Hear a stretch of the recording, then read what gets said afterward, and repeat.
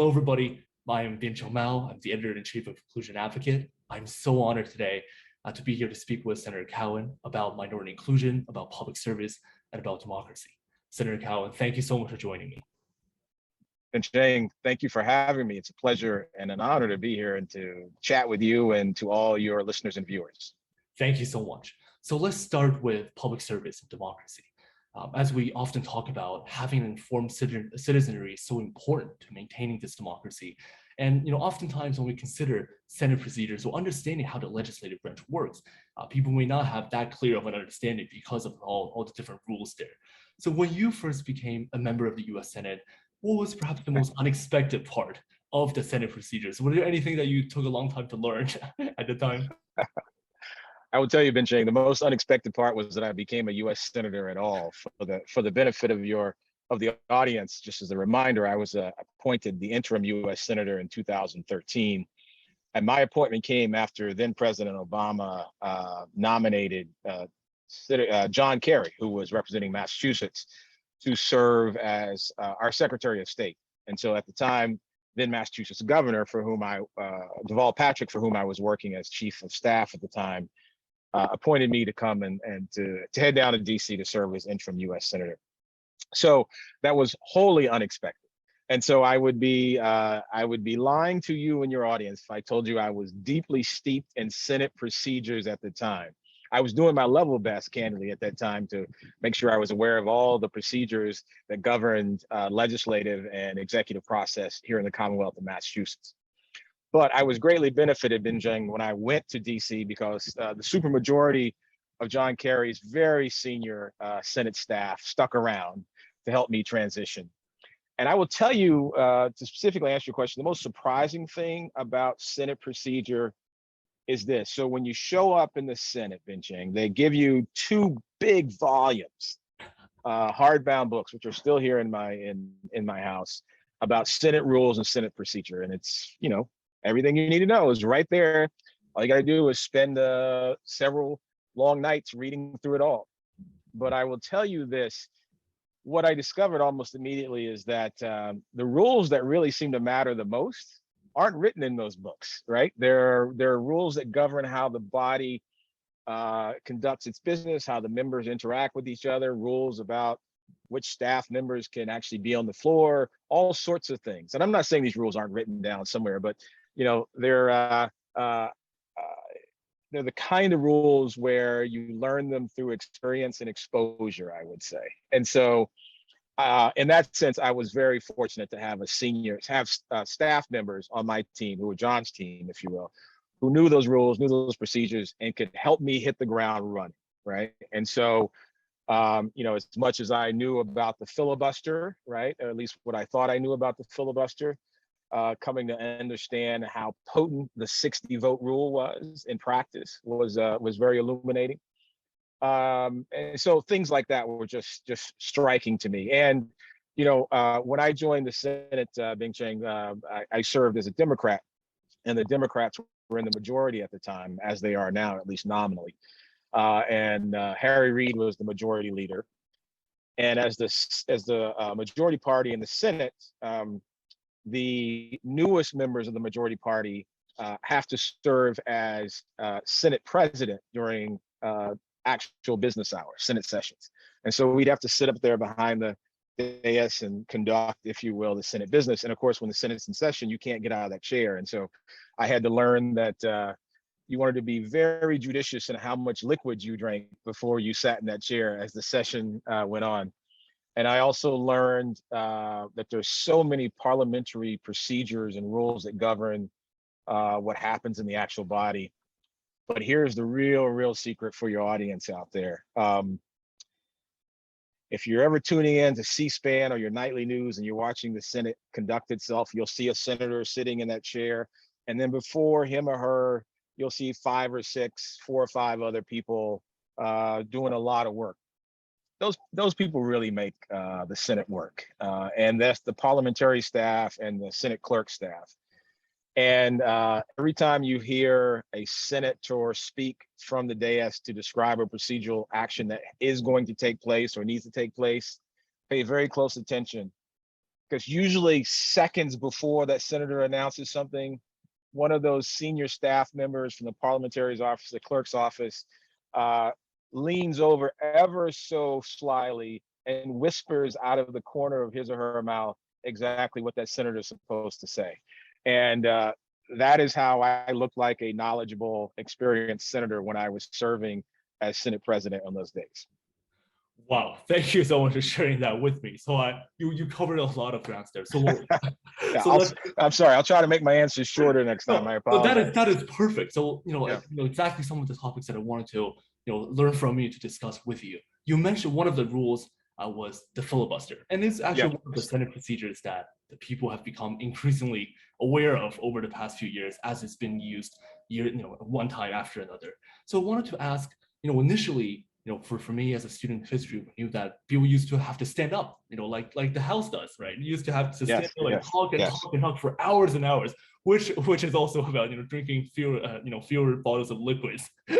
To be honest, later on when that rule was canceled, do you think that was a right move to make? And in a sense, do you think right now some people are proposing that we go back to the old filibuster rule? Do you think Yeah. that would be a good idea? Yeah. So just to ground everyone in understanding the Senate rules, just so we all clear, who makes the Senate rules and changes the Senate rules? It's the Senate, right? And so the filibuster is not a constitutional provision or procedure. It is a Senate created procedure, right? And we don't have time for a deep dive on the history lessons about how that came to be and how people perceive it came to be, but let's suffice it to say it came around a time where to give southern states and smaller states greater representation and during a very tumultuous period. And we've held on to that.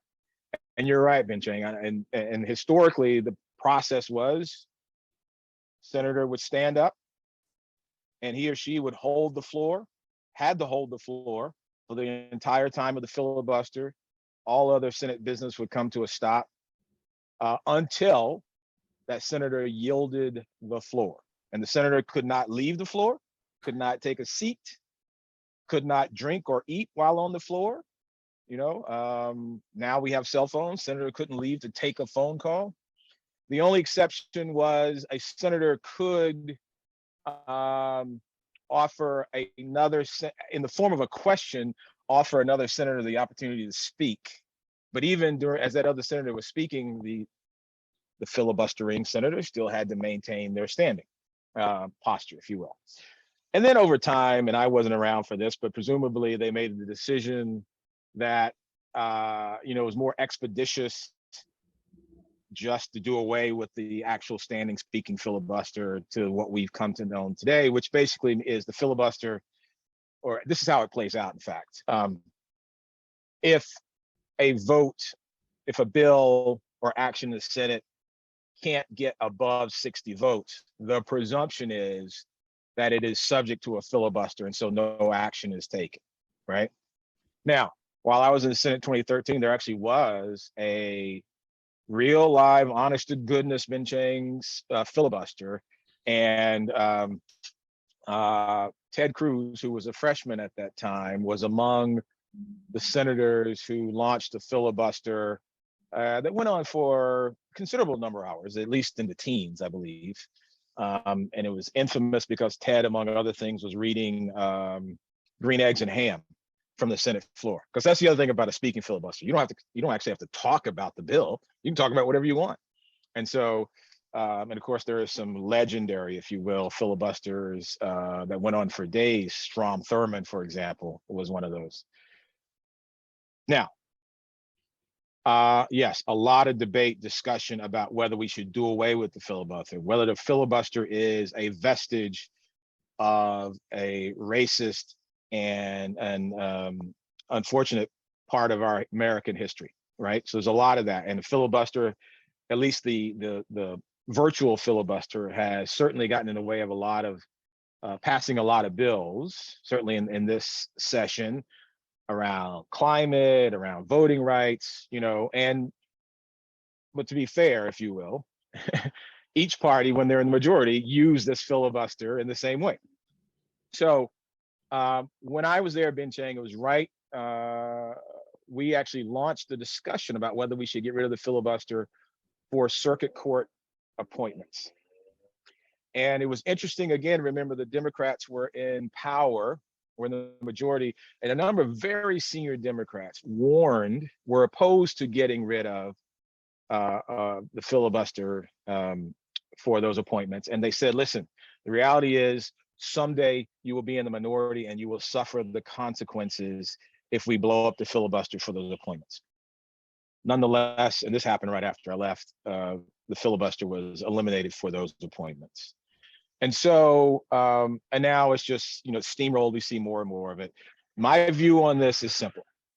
If we're going to have the filibuster, then yes, we should go back to speaking standing filibuster. If you feel that passionate about an issue, or you have good reason or political reason more often than not, that you think Senate shouldn't take action, then we should expect you to stand there and endure and make your case, or make as much noise as you wish, but in that standing filibuster, so that then once it's over, the Senate business can go on, the bill can be heard, right? And so the problem with this virtual filibuster is, once you don't get the 60 votes, they just move on to something else, right? Or they say the bill is dead.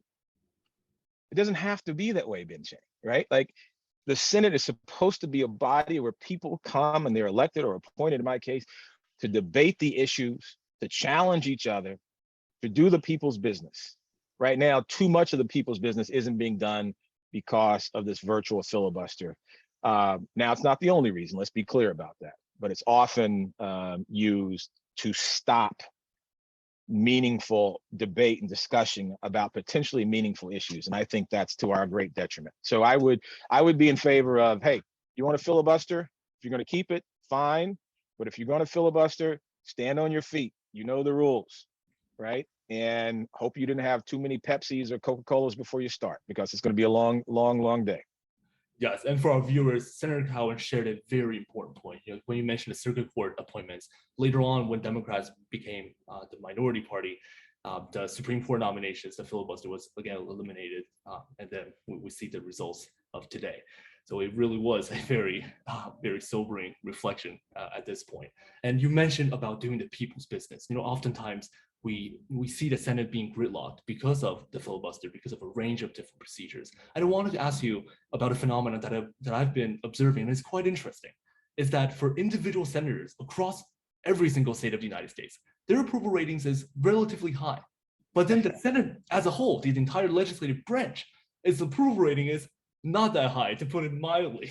So, as we've been noticing this, in a sense, the disconnect between the individual senators' approval ratings and the entire Senate chamber, do you think there are any ways of bridging that gap?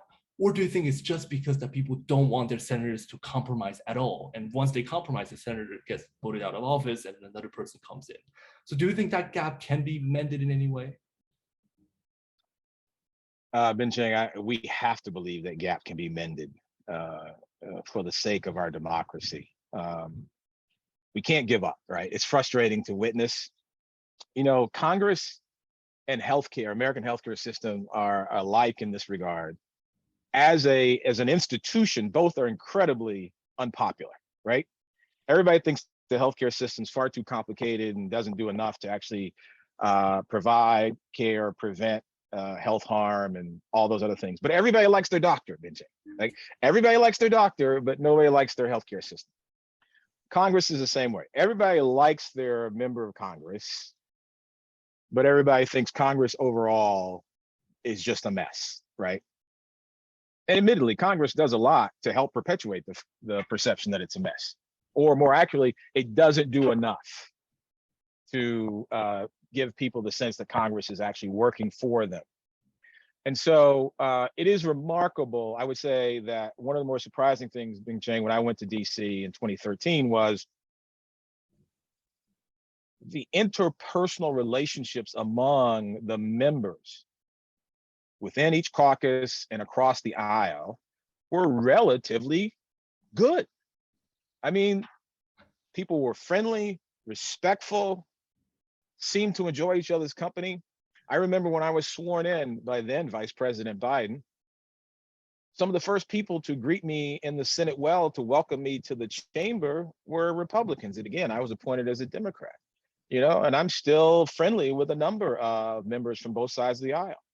And you see, if you watch C-SPAN, if you got nothing else to do, right?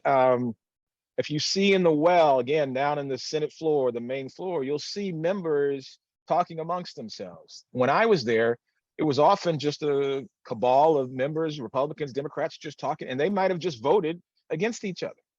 But the personal relationships seemed fine. Now, those may have been maybe a little more frayed today, just because I think the political climate is much more challenging, and it's much more of a us versus them and R versus D. And frankly, coming out of January 6th, I think in this last administration, it's really, really harmed the culture of the body. So, but here's how you fix it. When I gave my farewell speech on the Senate floor, Bincheng, I actually said, and I stole this line from several people. Let me be clear about that for those of you who are going to accuse me of plagiarism. But I stole this line from several people. There's nothing wrong with Senate or the Congress. They can't be fixed by what's right with those bodies. And here's what I really mean by that. We get a better government. We get a better legislative body if the people who decide they want to be there commit to going there to actually try to make things better for other people, right? Doesn't mean you have to agree with everybody on your side or the other side, but you do need to agree that it's not only your side who has the answers to everything, right? And you have to agree to listen to the other side. And you have to be open to changing your mind, or at least hearing perspectives that could lead you to change your mind. Now, some of you out there may hear this and you say, oh my goodness, this guy Mo Cowan is Pollyanna. He's lost his mind. What's he talking about? That's not our government. It's not our government today. And I would say to all of us, all of you, myself included, you get the government you deserve. And so for too long, we have allowed too many special interests, self-interested entities and interests to decide what kind of government we're going to have. We get the government we deserve when the supermajority of us, Bincheng, lean in, are involved in our civic lives, are involved in policy discussions, and hold our elected and appointed officials accountable. Meaning, somebody gets elected or appointed, don't just, think about them for the next election cycle. Figure out in your own way, with your own resources, your own time, how can you maintain or let them know that you're going to be engaged throughout their term on the issues you care about in a way that demonstrates that you care. And so if you get a combination of people, if we do that, then it means we will end up electing more people who we believe will go there not just to, protect my interests, but look out for the interests of the nation and democracy. We will hold them accountable, right? And yes, if we're dissatisfied, we fire them. How do we fire them? We elect somebody else, right? So, but I do believe there is a path towards better government. And you get better government when you have more people who are leaning in, challenging our governmental leaders to be about something other than their political party and their political interests, and to think about something other than themselves, or frankly, the interests of those constituents or others who might support them the most financially, right? But that's not going to happen, Bincheng, until more of us lean in, commit to be active participants in our democracy, right? And I don't mean just through social media, although that can be a powerful tool. I want you to understand that. But I mean visiting with your elected or appointed members in his or her office in DC, or in the district office closer to where you live, or sending letters and emails on issues, letting them know that you care about these things. democracy only works when everybody in democracy decides to work for the benefit of democracy. And that's not just the responsibility of elected officials, that's our responsibility. Sorry, let me stop there. Let me get off my soapbox. I'm sorry, Bincheng. Oh, it's wonderful, and it's such a powerful point. And you mentioned about you mentioned public participation in democratic processes, and that exactly like leads me to my next question, which is about young people's participation in Sure. our process. As we all of us often observe, young people have one of the lowest voter turnout rates in every election, general elections or midterm elections. And oftentimes, young people point to the existing gridlocks that's going on, not only in Washington, but sometimes even beyond that. And once we observe that, do you have any thoughts that you want to share with young people that are watching today in terms of how people can mobilize other people, their friends, their families, or their classmates even, who are not interested in politics, or even think of politics as something that people should stay away from? Like, how do we break free from that sense of mentality in such a polarized era? Yeah, it's a great question. It's an age-old question, I might state as well. And I guess my overly simplistic answer, Bincheng, is don't talk about politics. Talk about policies, talk about issues, talk about the things people care about or concerned about, right? Inevitably, that will lead you to conversations about what needs to change, right? And then you're going to get to a conversation about, well, how do you make that change happen, right? And it's through collective engagement through the policy making apparatus, whether that's the legislative branch, the executive branch, or what have you, right? And so don't start with the politics, with the big P word, right? Nobody wants to talk about politics, right? You know the old saw, right? Never talk about politics, religion, or there's another one, I guess. But so don't talk about politics. Talk about just the things you regularly talk about with people, right? Talk about what's happening in the world. Talk about what's happening in your community, in your classroom. Like, what are you concerned about? What interests you? Find people with like-minded interests, but also be open to having conversations with people on those topics whose interests may not be the same as yours, right? And then I think that develops energy and enthusiasm for trying to involve oneself or a group like oneself into the process and the conversations that could lead to policy adjustments and changes. And that process, Bincheng, is what we call politics, right? Now, again, if you don't like politics, we can call it community engagement, right? We can call it any number of things, but it's that civic engagement, that shared responsibility. That's what's needed. And look, the youth. Oh, well, I guess I can no longer consider myself youth. When you cross the big 5-0, Bincheng, you're no longer, yeah. But the youth are going to lead us. I have a high school senior going his way to college this fall, right? And his brother is going to be a freshman in high school, right? We're looking to our kids as the next generation to challenge this generation and others about what we've done wrong, and there's plenty of it. But more than anything, we're hopeful that on their own and with coalitions, they would coalesce and really try to push us forward as a society, right? There's nothing that we've done that's irreversible, perhaps with the exception of being climate change, but that's a much longer conversation. But there's so much that young people can do. And I don't want you all to feel that the burden is yours alone, right?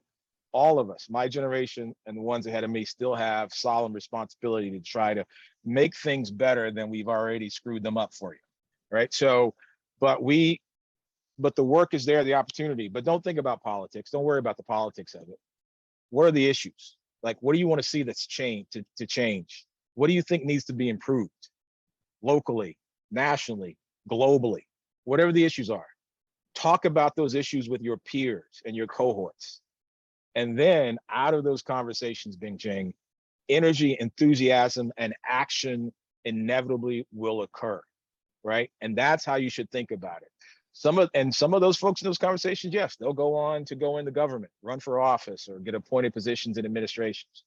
Others will go and run nonprofits and tackle those issues. Some will go into something, maybe a corporate world, but find other ways to engage on those issues. It's most important that we're talking about the issues.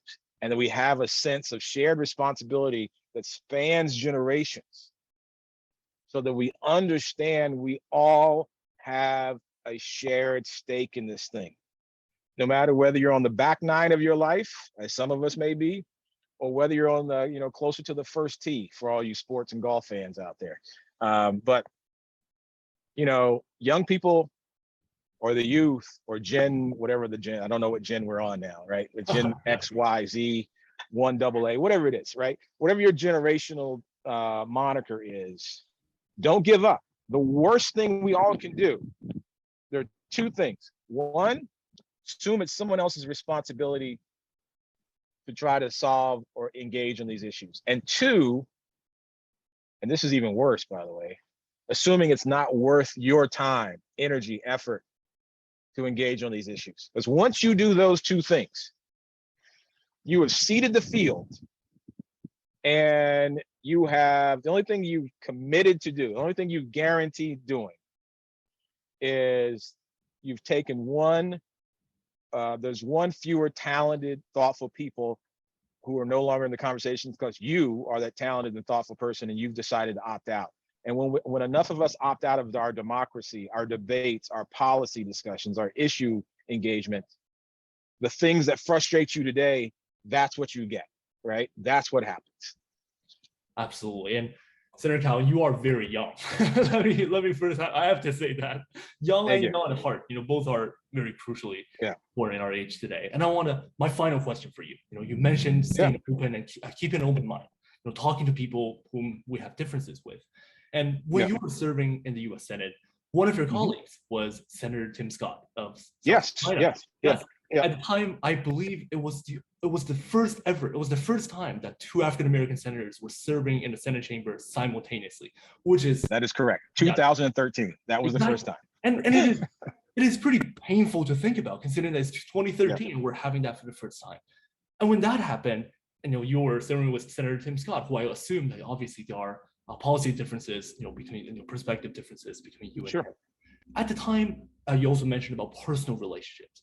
So when conversations between you and Republicans like Senator Scott happen, how do those conversations actually change minds on policy fronts? Are there any suggestions you want to give to young people in terms of how to, in a sense, reach out to people who disagree with us so strongly in many of those fronts? Thank you. Great question. And first of all, let me not bury the lead. We need to do that, Bincheng. It's incumbent, it's important, it's critical that we not confine ourselves to a universe of single thought, like-minded people on every issue, right? I think that's the problem when you look at Congress right now. Everybody's sort of, they're in their respective corners and don't want to talk to each other or hear different perspectives. And by the way, let me say this. Yes, there are some people that it is true, no matter how much you talk to them, you're like, okay, this is like me talking to a brick wall. But I still believe the majority of folks out there, including a number in Congress, right, who may differ from me politically or may differ from me on a policy issue, are good people, right? We may see the world differently. Tim and I, he's a Republican from South Carolina. I was a Democrat from Massachusetts, although I'm born and raised in North Carolina, right? And those contiguous states, the life experience of two Black men of roughly the same age, growing up at the same time in very similar circumstances, you can imagine Tim and I had a lot in common, a lot to discuss, a lot of life experiences that were similar.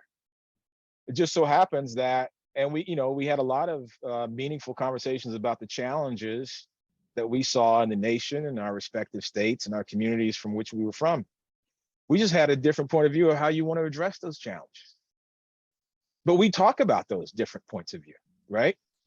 And, yes, Bincheng, there are moments, plenty of them, where you're like, okay, I see where you're coming from. I may not agree with you wholeheartedly, but I understand your perspective. But let me share mine, right?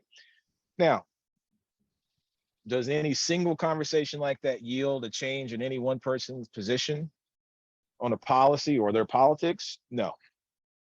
Can continued conversation like that bring nuance and better understanding and empathy for often complex and challenging issues that we too often think of in purely black and white or up, down, Republican, Democratic perspectives? Yes, absolutely. And so to you and your peers and everyone out there listening to this, I would say, no matter how firm you are in your worldview, no matter how certain you are in your take on any given issue, do yourself and the rest of us a favor and be willing to engage with someone who may see the world differently from you.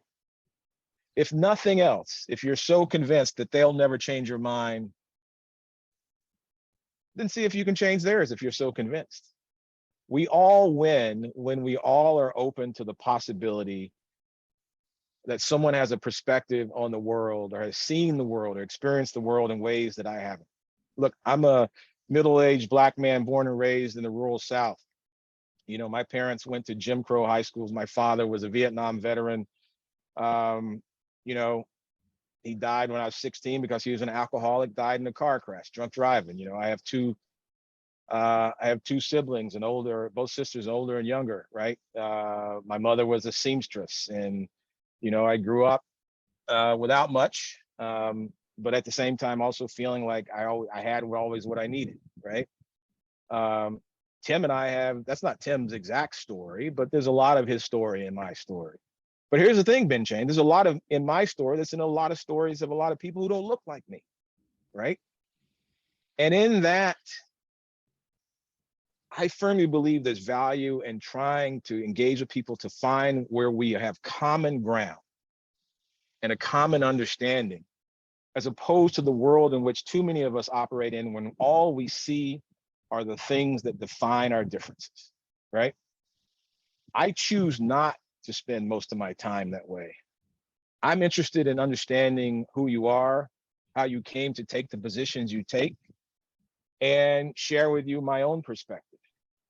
Now, I don't want to come across as some sort of saint. Like I'm firm in my views too, but I'm also firm in my belief that I do not have all the answers to all the things that challenge us as a society, a culture, and that I do not understand the pathway that everyone else has walked, even if, as in the case of someone like Tim Scott Bincheng, their life experience looks like mine in a lot of ways, right? So the only way I gain that understanding is through engagement. So I'd encourage everyone, please engage.